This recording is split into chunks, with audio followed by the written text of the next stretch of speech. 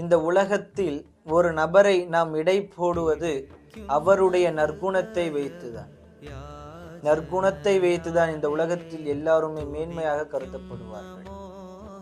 முஹம்மது நபி ஸல்லல்லாஹு அலைஹி வஸல்லம் அவர்கள் பல நற்குணத்திற்கு சொந்தக்காரர்கள்.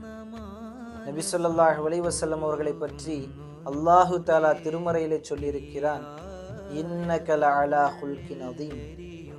நபியே, நீங்கள் நற்குணத்தின் மீது இருக்கிறீர்கள். நற்குணத்தின் மீதுதான் நபி ஸல்லல்லாஹு அலைஹி வஸல்லம் அவர்கள் இருக்கிறார்கள் என்பதாக.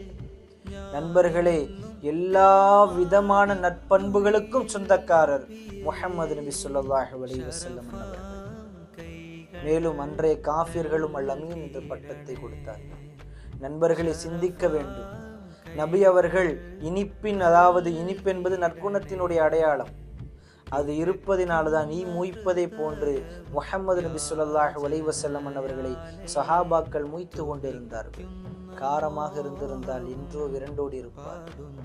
நண்பர்களே, அப்படிப்பட்ட நற்குணத்திற்கு சொந்தக்காரரான முஹம்மது நபி ஸல்லல்லாஹு அலைஹி வஸல்லம் அன்னவருடைய மீலாது நம்மளை வந்தடைந்திருக்கிறது. இன்ஷா அல்லாஹ் பல கோடி ஸலவாத்துகளை ஓதுவோம், நபியின் முஹப்பத்தை பெறுவோம். அல்லாஹும்ம ஸல்லி அலா ஸையிதினா முஹம்மதின் வ அலா ஆலிஹி வ ஸஹ்பிஹி வஸல்லிம்.